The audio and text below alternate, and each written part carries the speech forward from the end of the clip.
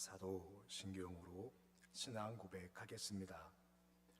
나는 전능하신 아버지 하나님 천지의 창조주를 믿습니다. 나는 그의 유일하신 아들 우리 주 예수 그리스도를 믿습니다. 그는 성령으로 잉태되어 동정녀 마리아에게서 나시고 본디오 빌라도에게 고난을 받아 십자가에 못 박혀 죽으시고 장사된 지 사흘 만에 죽은 자 가운데서 다시 살아나셨으며 하늘에 오르시어 전능하신 아버지 하나님 우편에 앉아 계시다가 거기로부터 살아있는 자와 죽은 자를 심판하러 오십니다. 나는 성령을 믿으며 거룩한 공교회와 성도의 교제와 죄를 용서받는 것과 몸의 부활과 영생을 믿습니다. 아멘. 찬송가 183장 찬양하겠습니다.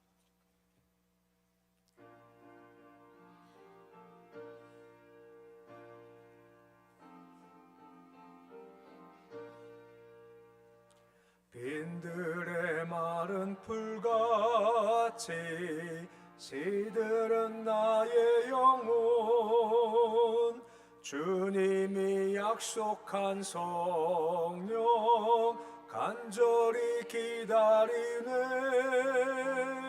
가물어 메마른 땅에 단비를 내리시듯 성령의 단비를 부어 새 생명 주옵소서. 반가운 빗소리 들려 산천이 춤을 추네. 봄비로 내리는 성령 내게도 주옵소서. 가물어 메마른 땅에 단비를 내리시듯 성령의 단비를 부어 새 생명 주옵소서. 절 따라 우로를 내려 조목이 무성하니 갈급한 내 심령 위에 성령을 부으소서. 가물어 메마른 땅에 단비를 내리시듯 성령의 단비를 부어 새 생명 주옵소서. 잠되신 사랑의 언약 어길 수 있사오랴. 오늘의 급족한 은혜 주실 줄 믿습니다. 가물어 메마른 땅에 단비를 내리시듯 성령의 단비를 부어 새 생명 주옵소서. 아멘.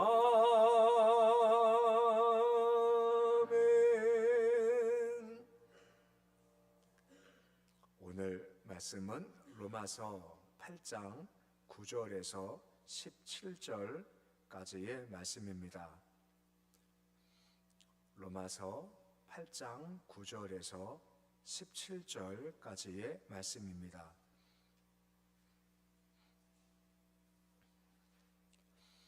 로마서 8장 9절에서 17절까지 말씀 우리 함께 봉독하겠습니다. 만일 너희 속에 하나님의 영이 거하시면 너희가 육신에 있지 아니하고 영에 있나니 누구든지 그리스도의 영이 없으면 그리스도 사람이 아니라. 또 그리스도께서 너희 안에 계시면 몸은 죄로 말미암아 죽은 것이나 영은 의로 말미암아 살아있는 것이니라. 예수를 죽은 자 가운데서 살리신 이의 영이 너희 안에 거하시면 그리스도 예수를 죽은 자 가운데서 살리신 이가 너희 안에 거하시는 그의 영으로 말미암아 너희 죽을 몸도 살리시리라. 그러므로 형제들아 우리가 빚진 자로되 육신에게 져서 육신대로 살 것이 아니니라. 너희가 육신대로 살면 반드시 죽을 것이로되 영으로서 몸의 행실을 죽이면 살리니 무릇 하나님의 영으로 인도함을 받는 사람은 곧 하나님의 아들이라. 너희는 다시 무서워하는 종의 영을 받지 아니하고 양자심으로 우리가 아빠 아버지라고 부르짖느니라. 성령이 친히 우리의 영과 더불어 우리가 하나님의 자녀인 것을 증언하시나니 자녀이면 또한 상속자 곧 하나님의 상속자요 그리스도와 함께 한 상속자니 우리가 그와 함께 영광을 받기 위하여 고난도 함께 받아야 할 것이니라. 아멘. 이 시간 안나 여도 나오셔서 특송해 주시겠습니다.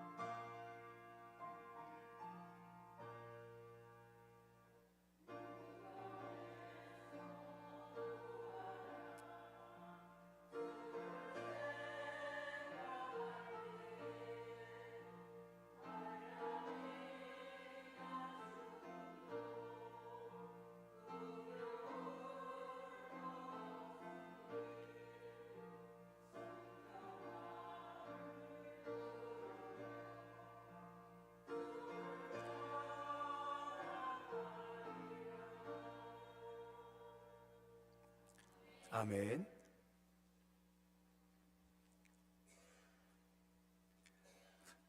우리가 매일마다 이 그림을 보았기 때문에 이제 이 그림 보시면 이렇구나라고 아시고 누군가한테 이건 이런 거야 라고 설명도 이제 가능하실 겁니다. 오늘도 성막의 그림으로 말씀이 시작을 하고자 합니다. 울타리가 있고 우리는 울타리를 못 넘어가니까 문을 통해서만 들어갈 수가 있는 거죠. 문은 누구신가요? 예수 그리스도이십니다. 들어가면 가장 처음이 나온 것이 번제단이죠. 죄가 멸하는 예수의 십자가를 의미하죠. 그 다음 물두멍이 있지 않습니까? 물두멍은 죄를 씻는 거, 우리의 성화를 가리키는 겁니다. 그 뒤에 건물이 있지 않습니까? 이 건물을 휘장 열고 들어가죠. 그러면 앞에 부분은 성소, 뒤에 부분은 지성소입니다. 다음 사진 보시면 안에 있는 내용들을 좀 작게 나와 있지만 딱 들어갔을 때 성소에 세 가지의 물건이 있지 않습니까? 우리가 어저께 보았던 떡상이라고 하기도 하고 진설병상이다라고 하기도 하죠. 이건 허락하시는 예수님이고 또한 동시에 말씀을 상징하는 겁니다. 그리고 정면에 향단이라고 있죠. 향단은 우리가 다음에 볼 거고 오늘은 딱 봤을 때 왼쪽에 있는 순금 등잔대 혹은 등잔대 혹은 금촛대라는 것을 좀 살펴보고자 합니다. 그 의미가 뭐냐라고 하는 겁니다. 출애굽기 25장 31절 말씀해 보시면 그 순금 등잔대 만들 때 당연하게도 순금으로 등잔대를 쳐서 만들되라고 말씀이 시작이 되고 있습니다. 당연하게도 이 순금 등잔대는 금으로 만들게 되죠. 얼마큼 들어가느냐? 금이 대략 한 달란트가 들어간다고 하고 한 달란트는 대략 무게가 7kg 정도 된다고 합니다. 7kg, 요즘 금값이 많이 올라서 지금 쳐보니까 한 10억 5천 정도쯤 하는 정도의 무게가 금값이 되는 겁니다. 다음 그림 보시면 이 금 등잔대에 대한 순금 등잔대 모양을 다음과 같이 보여주고 있습니다. 특징이 뭐냐면 이것은 금을 다 녹여가지고 어떤 주형에 집어넣어서 만드는 것이 아니라 설명되지만 쳐서 만드는 겁니다. 큰 덩어리 한 덩어리를 다 이렇게 쳐가지고 만드는 게 이 모양이다라고 할 수가 있다라고 한 것입니다. 우리가 등대를 보통 금촛대라고도 부르는데 촛대와 의미가 조금 다름을 아시겠죠. 촛대는 초가 사라지지만 저 금 등잔대 같은 경우는 저 꼭대기에 보시면 등잔이라는 것이 있습니다. 등잔에다가 기름을 넣는 겁니다. 그러면 기름이 타면서 계속 타올 수 있죠. 그 기름을 넣으면 기름 탈수록 계속 타오는 게 바로 이 금 등잔대의 특징 중 한 가지라고 하는 것입니다. 근데 우리가 아시지만 성경에서 기름이라는 것은 대략 뭘 상징한다라고 아십니까? 기름은 성령이라는 겁니다. 이 빛이 다 있었을 때 빛이신 예수님을 상징하기도 하지만 상당 부분은 이 기름이라는 것은 바로 성령을 상징한다. 성령의 빛이다라고 볼 수가 있다라고 하는 것이고, 사실 이 순금 등잔대가 없으면 어떤 주님과의 교제도 가능하지가 않다라고 하는 겁니다. 성막을 우리가 보았습니다만 성막에 보면 지금처럼 창문이 없습니다. 그러면 어떻게 될까요? 당연하게도 들어가면 캄캄하고 앞이 보이지 않게 되죠.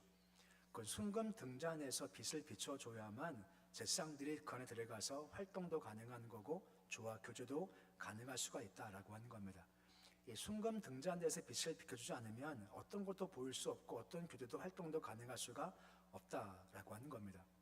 그럼 당연하게도 그림 보시면 나오겠습니다만 순금 등잔에서 빛을 비출 때 당장 앞에 보이는 것이 뭐겠습니까? 그림 보시면 순금 등잔대 앞에 있는 것이 진설병상이거든요. 그러니까 이 순금 등잔대에서 진설병상을 비춰줄 때 곧 말씀이 가능한 거고, 또 순금 등잔대 왼쪽에 보면 향단이 있지 않습니까? 향단 뜻은 뭐라고요? 기도라고 하는 겁니다. 이것이 무슨 말이겠습니까? 성령의 빛이 비춰져야만, 성령께서 역사하셔야만 기도가 되고 말씀이 된다라고 말씀해주고 있는 겁니다. 성령이 빠지면요, 말씀이 안 돼 기도가 될 수가 없다라고 하는 겁니다. 성경에서 우리를 많이 설명할 때 질그릇 같다 얘기를 많이 합니다. 질그릇은 그만큼 약하죠. 우리 약함 중 한 가지가 뭔지 아시죠? 로마서 8장 26절 말씀 보시면 우리 기도를 다음까지 설명해 주는 말씀이 나옵니다. 로마서 8장 26절의 말씀인데 우리 말씀 같이 함께 읽어 보시겠습니다. 이와 같이 성령도 우리 연약함을 도우시나니 우리는 마땅히 기도할 바를 알지 못하나 성령이 말할 수 없는 탄식으로 우리를 위하여 친히 간구하시느니라 라고 말씀해 주고 있습니다. 우리가 연약하다고 하죠. 열심히 기도했지만 이상하게 딴 것 구하고 있는 겁니다. 그럼 성령께서 우리 마음 가운데서 탄식하시는 겁니다. 나 그거 아니다. 왜 그 구하냐? 아니하면서 우리의 기도를 주께서 가르쳐 주시고 대신 우리 안에서 성령께서 중보해 주신다라고 하는 겁니다. 이 말은 순금 등대 있고 성령께서 기름 부으시는 역사가 없다 보면 기도가 될 수가 없다는 겁니다. 성령께서 개입하셔야 기도가 된다. 이게 무슨 말이겠습니까? 처음 기도 시작은 내 기쁨과 내 욕심을 구할 수 있지만 성령께서 임하시면 점점 나는 사라지고 하나님 영광만 남게 된다라고 하는 거죠. 기도가 이렇게 달라지기 시작한다는 겁니다. 이것은 내가 못합니다. 성령께서 개입하셔야 가능할 수가 있다라고 하는 겁니다. 또 한 가지, 지금 이 순금 등잔대 빛이 향단 빛이지만 또 비치는 것이 무엇입니까? 진설벽상, 떡상도 비치지 않습니까? 이것이 무슨 말입니까? 성령께서 임하지 않으시면 말씀이 내게 말씀될 수가 없다라고 하는 것입니다. 고린도서 2장 14절 말씀 보시면 이런 말씀이 나오고 있습니다. 우리 말씀 같이 함께 읽어보시겠습니다. 육에 속한 사람은 하나님의 성령의 일들을 받지 아니하나니 이는 그것들이 그에게는 어리석어 보임이요 또 그는 그것들을 알 수도 없나니 그러니 영적으로 분별되기 때문이라 라고 말씀해 주고 있습니다. 육에 속했습니다. 곧 지금 말 따지면 영이 없어요. 순간 등대이 없어요. 그러면 성령의 일들이 어떻게 보입니까? 어리석게 보인다는 겁니다. 이를 알 수도 없다는 겁니다. 말씀을 들어도 이해가 안 된다는 거죠. 그 이유가 뭔지 아십니까? 그것은 영적으로 분별되기 때문이다 라고 말씀해 주고 있는 겁니다. 영이 임하면 말씀이 이해가 되고 말씀이 믿어져요. 하지만 영이 없으면 이해도 안 되고 믿어지지도 않고 어리석어 이게 말이 돼 아예 아니야 하면서 말씀을 거부한다라고 하는 겁니다. 영이 없으면 우리 심령이 그렇게 강박하기 때문에 말씀을 받지 않는다라고 하는 거죠. 우리 성부, 성자, 성령 했었을 때 이런 말씀 많이 드렸죠. 성부 하나님은 계획하시고 성자 예수님은 계획을 실행하시지 않습니까? 성부 하나님은 십자가를 계획하셨고 예수님은 십자가를 실행하셨죠. 성령님은요, 이것을 우리한테 적용시키는 분이 바로 성령님이다라고 하는 겁니다. 그 십자가가 있는데 내가 안 믿으면 나와 아무 관계가 없지 않습니까? 내일 모레가 부활절입니다. 부활이 있지만 내가 안 믿으면 그 부활은 나와 관계가 아무것도 없는 겁니다. 내가 믿어야죠. 그럼 누가 믿게 하실까요? 성령께서 믿게 하신다라고 하는 겁니다. 성령께서 믿게 하시고 야 내가 죄인이구나 고백해 하시는 겁니다. 내가 부족하구나 알게 하세요. 그래서 예수를 붙잡게 하고 예수를 믿게 하고 내 죄인임을 고백하게 해서 우리가 주의 자녀가 될 수 있게 하는 것 성령님의 역사라고 하는 겁니다. 성경 보시면 그런 말씀 있지 않습니까? 성령이 아니면 누구든지 주를 그리스도라 고백할 수 없다라고 말입니다.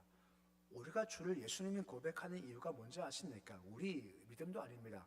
성령께서 우리 마음을 감동하시기에 예수가 그리스도지 고백해 된다라고 하는 겁니다. 우리는 어둠에 있지만 우리가 어둠에 있어서 어둠인지 몰라요. 성령께서 오셔서 빛을 밝혀주셔야만 우리가 어둠이구나 라고 알게 되고 그 죄임을 고백하고 애통이 가능할 수가 있다라고 하는 것입니다. 계속 반복하지만 성령께서 안 계시면 신앙생활 자체가 불가능하다라고 하는 겁니다. 예수님께서 제자들한테 뭐라 말씀하십니까? 내가 떠남이 유익이다라고 하지 않습니까? 그 이유가 뭐죠? 예수가 가셔야 누가 오십니까? 성령께서 오시는 겁니다. 우리 안에 계시지 않습니까? 그 오셔야만 우리가 예수를 알고 믿고 고백하며 따름이 가능할 수가 있다는 겁니다. 그래서 오늘 본문 9절 말씀 보시면 뭐라 말씀을 해주고 있습니까? 우리 본문 9절 말씀 보시면 다음과 같이 말씀해주고 있죠. 우리 말씀 같이 읽어보시겠습니다. 만일 너희 속에 하나님의 영이 거하시면 너희가 육신에 있지 아니하고 영에 있나니 누구지 그리스도의 영이 없으면 그 사람이 아니라 라고 말씀해주고 있습니다. 영이 없으면 우리의 육에 속한 자라고 하는 것이죠. 영이 없습니다. 그럼 그 사람이 아니야 라고 말씀해주고 있다는 거지. 영이 있어야 우리가 영적인 존재가 되고 우리가 그럴 사람이 될 수가 있다는 겁니다. 비슷한 말씀이 14절의 말씀이지 않습니까? 14절 말씀도 비슷한 말씀이죠. 우리 말씀 같이 읽어 보시겠습니다.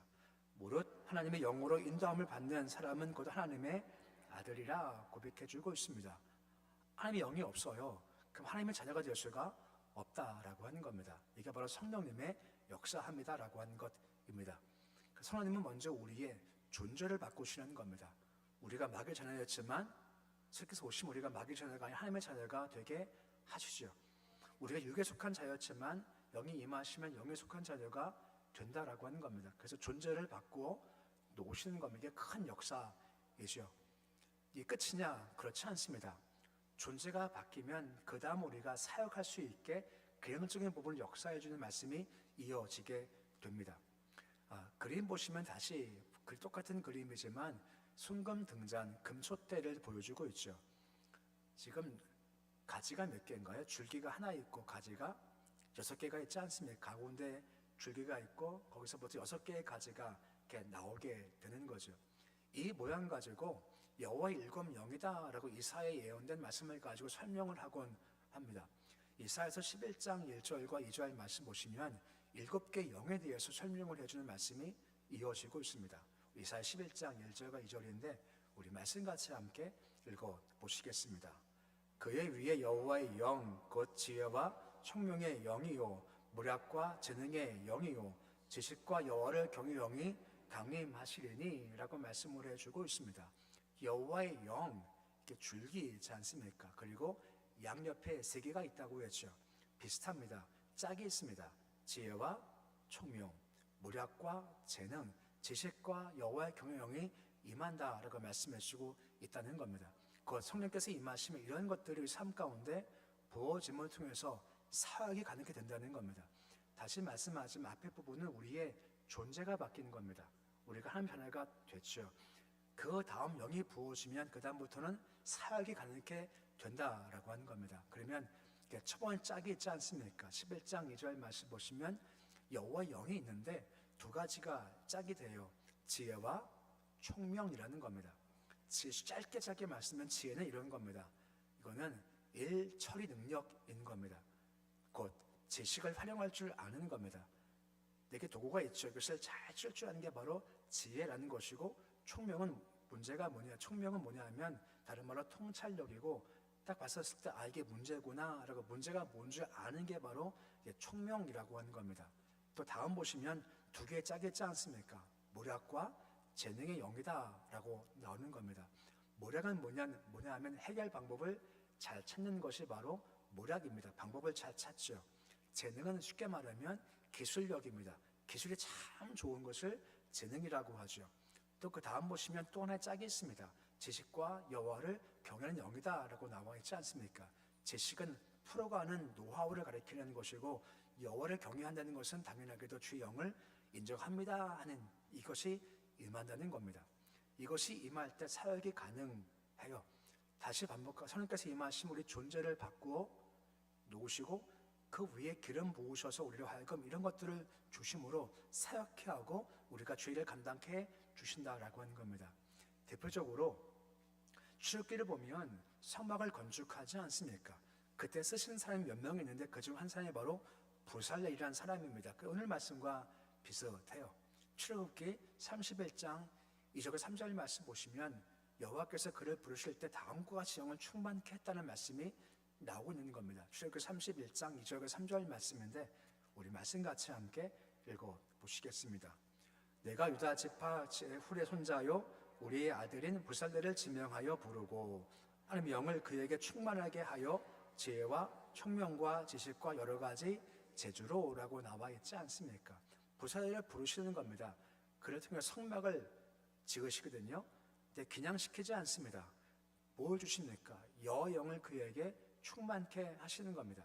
성령을 충만케 하세요. 그래야 사역이 가능하고 지금도 교회 일이 가능한 겁니다. 영이 없으면요 힘을 다하지만 결실이 없습니다. 여호와 영이 임할 때 성령 충만할 때 결실이 있고 사역이 가능한 거죠. 지혜, 총명, 지식, 재주, 아까 우리가 본 말씀과 비슷하지 않습니까? 성령을 충만케 하시고 이런 것들을 주께서 계속 공급해 주시는 겁니다. 이것만이겠습니까? 출애굽기 33장 4절과 5절 말씀 보시면 그 외에 더하심이 있다라고 하는 겁니다. 우리 다음 말씀도 같이 함께 읽어보시겠습니다. 정교한 일을 항구하여 금과 은과 노스로 만들게 하며 보석을 깎아 물리며 여러 가지 기술로 나무를 새겨 만들게 하리라 라고 말씀해 주고 있습니다. 지혜 총명을 등을 주시지만 또한 동시에 실제로 정교 일을 한다, 금과 은을 깎는다, 노스를 물린다 등등 여러 가지 기술들을 주님께서 허락해 주신다라고 하는 겁니다. 말씀 보면 나오겠지만 존재의 바뀜도 성의 역사입니다. 또한 동시에 여러 가지 일을 가능케 교회 일할 때 여러 가지 재주가 필요하지 않습니까? 그 누가 주시는 건가요? 성령께서 일을 하라고 허락해 주신다라고 하는 겁니다. 그래야 일이 돼요. 그래야 역사가 있게 되는 겁니다. 마리아 앤더슨이라고 유명한 성악가가 있었습니다. 물어봤답니다. 언제 가장 노래 잘하십니까? 라고 물어볼 때 그분이 그랬답니다. 나를 잊어버릴 때 가장 잘합니다 라고 말입니다. 나를 잊어버린 게 뭘까요? 이겁니다. 내가 지금 노래하고 있어. 잊어버릴 때 우리를 가장 잘한다라고 하는 거죠. 이게 무슨 말인지 이해되시죠? 제가 설교하고 있지 않습니까? 지금 제가 제 의식과 설교가 있으면 제가 의식할까요? 의식하지 못할까요? 의식하고 있습니다. 이게 무슨 말인가 하면 하나님께서 충만히 마시면 내가 지금 노래하고 있어. 내가 지금 기도하고 있어. 내가 지금 사역하고 있어. 다 잊어버리는 겁니다. 나는 사라지고 말아요. 대신 성령께서 충만히 마시면 그때 가장 잘할 수가 있다라고 하는 겁니다. 성령 충만인 거죠. 이 영이 충만히 임할 때 가장 잘할 수가 있고, 잘하면요 그때부터 자유할 수가 있다라고 하는 겁니다. 날 지배해 보십시오. 그 찬양 제일 잘하죠. 사역 제일 잘하죠. 나를 꽉 지배하시고 나를 살아버리면 그때 사역이 가장 잘 되는 것이고 하나님의 역사를 가장 잘 감당할 수가 있다라고 하는 겁니다. 성령 충만하십시오. 그래야 신앙생활이 될 수가 있다라고 하는 겁니다. 오늘은 성막기구 가운데서 순금등대를 좀 보았습니다. 순금등대, 빛과 그림, 기름 두 가지가 가장 중요한 단어입니다. 이 가운데서 성령 기름 부으심을 좀 보았습니다. 성령 기름 부으심이 있어야만 말씀이 되고 기도가 돼요. 그리고 성령께서 임하셔야만 빛 가운데 우리를 아는 겁니다. 내가 주인인 줄 알고 말씀을 듣되 이해가 되고 인정하고 고백도 하고 믿게 됨도 가능할 수 있다라고 하는 겁니다. 그때 하나님 자녀가 되는 겁니다. 성령께서 임하시면 우리 존재가 달라져요. 마귀에서부터 하나님 자녀로 달라지는 거죠. 이게 누구 역사입니까? 성령님의 역사라고 하는 겁니다. 뚱뚱한 역사가 뭐죠? 사역을 가능케 주신다라고 하는 겁니다. 성령께서 임하실 때 지혜, 총명, 모략, 재능, 지식 등등 활약하신 재주가 있게 되고 실력이 더해지게 되죠. 그러면 우리가 하는 일이 더욱더 풍성할 수가 있다는 겁니다. 특히나 날 잊어버리는 겁니다. 찬양할 때 나를 잊어버리는 것이고 기도할 때를 싹 잊어버리는 겁니다. 성령께서 나를 꽉 재배하시는 거죠. 그때 성령 역사가 시작이 된다라고 하는 겁니다. 성령 충만하십시오. 늘 충만해서 존재가 달라졌으니 그 충만한 가운데 불살날과 같이 하나님의 성막을 잘 짓는 존재처럼 우리도 세우신 이 몸된 교회에 와서 충만해서 교회를 세워나가는 그런 사역적인 모습도 성령 충만해서 날마다 말씀을 더욱더 깊이 알아가게 되고 내가 죄임을 알게 되고 죄의 잘함을 알게 되고 존재와 기능이 함께 바뀌는 모습이 되실 수 있으시기를 우리의 주의 이름으로 축원해 드립니다. 기도하겠습니다. 아버지 하나님, 성령이 빛이 않으면 우리는 아무것도 할 수 없는 존재입니다. 성막이 캄캄하기에 순금등대 빛이 너무나 중요합니다. 순금등대에 성령의 기름 부은 빛이 임해야만 말씀이 되고 기도가 되는 겁니다. 주님, 우리 아무것도 아닌 존재였고 어둠의 존재였지만 성령께서 우리를 불러주신 겁니다. 예수 믿게 하셨고 주인됨을 고백해 주셨고 그리고 우리가 육에 속한 자가 영에 속한 자가 되었고 아버지 마귀에 속한 자가 아니라 하나님의 자녀가 되었습니다. 오직 우리 존재의 바뀜은 성령님의 역사입니다. 주님, 하지만 이것이 끝이 아니라 우리가 계속 달라지기 원합니다. 성령 충만케 하셔서 말씀의 깊이가 더해지길 소망하며 우리 기도의 깊이가 더해지길 소망합니다.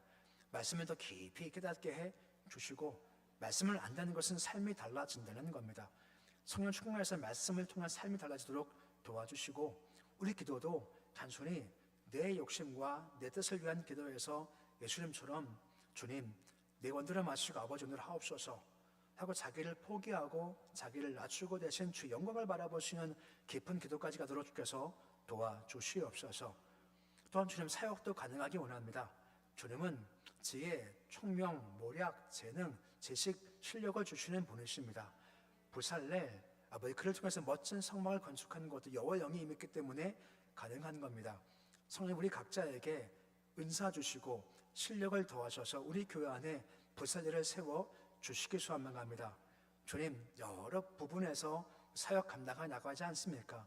사역 감당할 때마다 일꾼들 위해 여호와 영을 부어 주시옵시고 성령 충만해서 나는 잊어버리고 영이 역사하는 일꾼 되어서 부살렐처럼 교회를 잘 세워나가도록 도와주시옵시고 이를 한 다음엔 주가 하신 것이기에 주님 나는 아무 공로 없습니다. 주께서 하시는 것입니다. 해나가게 주께서 겸손한 영도 허락하여 주시옵소서. 주님 고난주간 보내고 있습니다. 우리 성막을 하나하나 보면서 다 주의 은혜임을 고백할 수밖에 없고, 이 모든 것이 가능한 것 십자가가 우리 안에 있기에 가능함을 고백하게 됩니다. 십자가밖에 없습니다. 십자가 더 바라보게 하시고, 십자가 바라볼수록 우리의 죄인됨을 더 고백하게 해주시고, 우리 모습 가운데 내가 지금 못 박을 것이 무엇이 있는가를 성령 빛으로 잘 보게 해 주셔서 고난주간 보내면서 못 박을 것을 다 못 박아버리고 더욱더 정결한 주의 자녀로서 거듭나도록 주께서 인도하여 주시옵소서. 예배드리며 함성은 사랑 헌금 드렸습니다. 손길을 주여 복을 더하시옵시고, 힘들고 어려운 곳에 잘 쓰여져서 눈물 닦게 도와 주시옵시고, 들은 손길 기억하셔서 그 마음들 위로하시고 늘 주의 도우심과 그 심령이 풍성토록 도와 주시옵소서.